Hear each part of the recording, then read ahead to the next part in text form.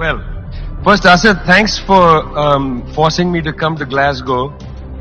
When I walk the streets of cities like this, Glasgow was the UK's second most important city.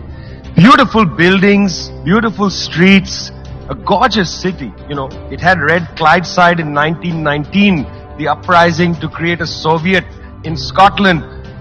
But it was, crushed, of course. When I see cities like this, I think also about the other side of it. There's a phrase from Walter Benjamin: every monument of civilization is also a monument of barbarism. I think of the famines in Bengal, the jute workers in Bengal sending jute to Dundee through the Glasgow port. I think of human beings from Africa enslaved and brought from Ghana to the New World, and all those prophets getting sucked into cities like London and Glasgow. Between 1765 and 1938, the British Isles stole $45 trillion pounds from India. 45 trillion sterling from India. We never got paid for that. When the British left India, when we threw the British out, our literacy rate was 13%. So much for several hundred years of so-called civilization. Meanwhile, our landscapes were destroyed. Coal was foisted on India. You foisted coal on us. You were the ones that came and made us coal dependent.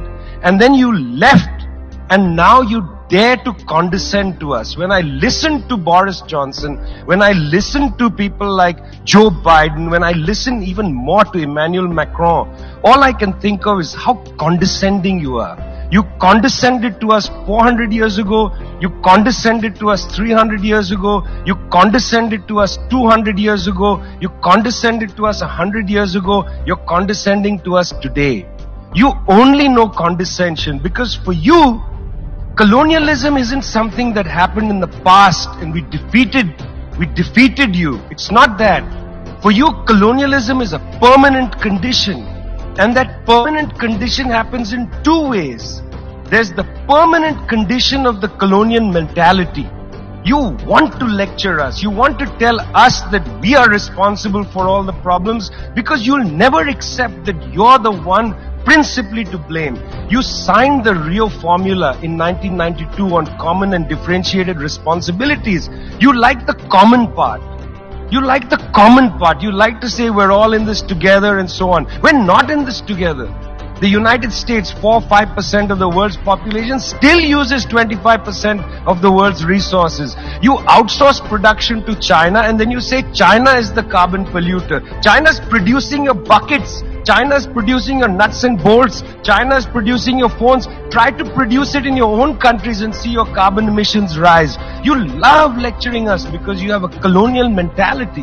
Then there are colonial structures and institutions.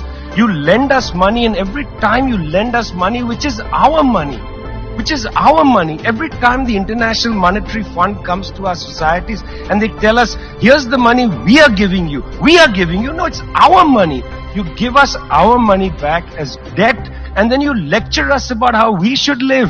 It's extraordinary. It's not just a colonial mentality. It's the colonial structures and institutions which reproduce themselves year after year after year. And let me tell you something. The climate justice movement, not clued enough on this. Not clued enough on this. The climate justice movement is a movement that says we're worried about our future. What future?